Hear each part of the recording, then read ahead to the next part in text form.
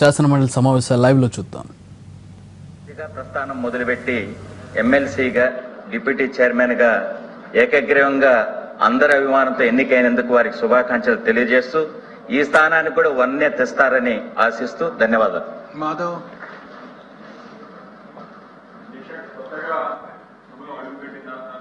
బాధ్యత తీసుకున్న వ్యక్తికి నేను అభినందన తెలియజేయాలా లేకపోతే మా నాయకుడు తెలియజేసిన తర్వాత చిన్న సంశయంతో ఉన్నాను. కానీ నా ఎన్నికల్లో ఆయన ప్రచార సభలకు వచ్చి శ్రీకాకుళంలో మాట్లాడటం జరిగింది, ప్రచారం చేయడం జరిగింది. ఆ విధంగా ప్రచారం చేసిన ఒక్కరోజు ఆయనతో సభ్యులుగా ఉన్న తర్వాత ఆయనకి పదోన్నతి వచ్చింది కనుక తప్పకుండా అభినందించాలి అని చెప్పి అనిపించింది. అందుకు ఆ విధంగా రెడ్డి సుబ్రహ్మణ్యం గారిని అభినందిస్తున్నాను. ఆయన పార్టీకి అతుక్కున్న వ్యక్తి ఇప్పుడు పార్టీకి అతీతంగా మారబోతున్నారు.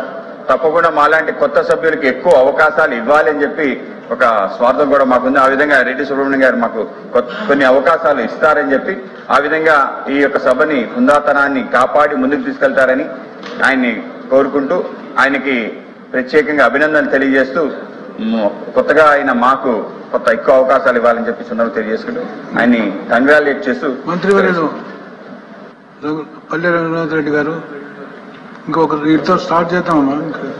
అధ్యక్ష, ఈరోజు రెడ్డి సుబ్రహ్మణ్యం గారు ఈ ప్రతిష్టాత్మకమైన కౌన్సిల్ కు వైస్ చైర్మన్ గా ఎంపికైనందుకు ఆయన మనస్ఫూర్తిగా అభినందిస్తూ అదే సమయంలో గౌరవ ముఖ్యమంత్రి శ్రీ నారా చంద్రబాబు నాయుడు గారిని ఒక మంచి వ్యక్తిని ఈ వైస్ చైర్మన్ ఎంపిక చేసినందుకు ముఖ్యమంత్రి గారికి కూడా నా హృదయపూర్వక ధన్యవాదాలు తెలియజేస్తూ, అధ్యక్ష, నేను విజయనగరం జిల్లా ఇన్ఛార్జ్ మినిస్టర్గా ఉన్నాను, ఆయన జనరల్ సెక్రటరీగా ఉన్నారు. అధ్యక్ష, రెడ్డి సుబ్రహ్మణ్యం గారు చాలా సర్పంచ్ నుంచి తన కృషి, పట్టుదల, కర్తవ్యపరాయణత, దేశాదర్శులు, నిజాయితీ, చిత్తశుద్ధితో ఆర్ఎస్లో కృషి చేశారు.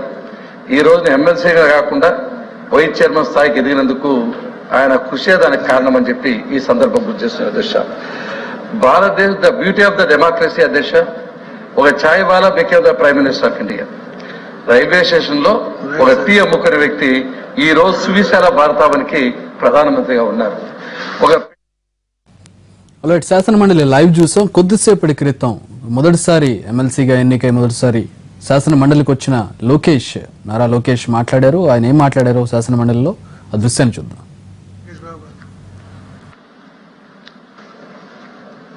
అధ్యక్ష, మొదటిసారి హౌస్ లో మాట్లాడడానికి అవకాశం ఇచ్చినందుకు ధన్యవాదాలు. అదేవిధంగా పెద్దల సభకి నా లాంటి యువకుడిని పంపించిన నా అధ్యక్షుల వారు చంద్రబాబు నాయుడు గారికి నా కృతజ్ఞతలు. రెడ్డి సుబ్రహ్మణ్యం గారి పరిచయం నాకు చిన్నప్పటి నుంచి ఉంది. ఎందుకంటే మా అధ్యక్షుల వారు చంద్రబాబు గారు ప్రధాన కార్యదర్శి ఉన్నప్పుడు రోజు ఇంటికి వచ్చేవారు. అన్నగారి దగ్గరికి వెళ్లే ముందర ఆయనతో చాలా సందర్భాల్లో ఆడుకున్నట్టు కూడా నాకు బాగా గుర్తుంది. ప్రత్యక్ష రాజకీయాల్లోకి నేను వచ్చి 5 సంవత్సరాలు అయింది. దాంట్లో భాగంగా రెడ్డి సుబ్రహ్మణ్యం గారితో అనేక సందర్భాల్లో కలిసి పనిచేస్తాం జరిగింది. గత 2 సంవత్సరాల్లో ప్రధాన కార్యదర్శిగా నాతో పాటు పనిచేస్తాం జరిగింది. ఇక్కడ చాలా మంది పెద్దలు చాలా విషయాలు చెప్పారు. వాస్తవంగా పార్టీలో కూడా ఒక ప్రధాన కార్యదర్శిని ఈరోజు నేను కోల్పోయాను.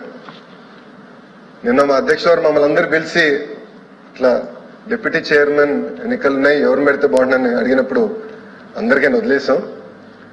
దాని తర్వాత మమ్మల్ని ప్రత్యేకంగా పిలిచి ఇట్లా రెడ్డి సుబ్రహ్మణ్యం గారికి ఇవ్వాలనుకుంటే నాకైతే కొంచెం ఇబ్బందికరంగా అనిపించింది. ఎందుకంటే ఒక అద్భుతమైన ప్రధాన కార్యదర్శిని మేము కోల్పోతున్నాం పార్టీలో. ఇంకా పార్టీకి చాలా ఇబ్బందులు. ఈయన సీట్లోకి వెళ్ళిన తర్వాత ప్రతిగా అనిపించింది. ఇంకో పక్కన ఆయనకి స్పీడ్ ఎక్కువ, సందేహం ఏం లేదు. కానీ సమస్యల మీద ఆయన పోరాడతారు. అంటే పార్టీ ఏ ఆదేశాలు ఇచ్చినా లేదు ఇది కరెక్ట్ కాదంటే నాతో వచ్చి చాలాసార్లు దెబ్బలాడిని కూడా ఉంది ఆయన. ఈ రోజు మీరు హౌస్ ని చాలా అద్భుతంగా నడిపిస్తున్నారు అధ్యక్ష. నేను పెద్దలందరూ నన్ను అడిగారు ఎలా ఉంది నీ ఎక్స్పీరియన్స్ మొదటిసారి అంటే నేను అందరు చెప్పా ఆ హౌస్ ఇంకా చూడలేదు, కానీ టీవీలో చూస్తే మటుకు ఇక్కడ హౌస్ ఒక పద్ధతి ప్రకారం నడుస్తుంది. పెద్దల హౌస్ సమస్యలను చర్చిస్తున్నాం. ప్రతిపక్షం కూడా చాలా మంచి అభిప్రాయాలు ఇస్తున్నారు, ఆయన కూడా మేము రాసుకుంటాం జరుగుతుంది. మీలాగా హౌస్ ని ఒక పద్ధతి ప్రకారం నడిపిస్తారని నడిపించగలుగుతారని ఆశిస్తూ నేను సెలవు తీసుకుంటాను.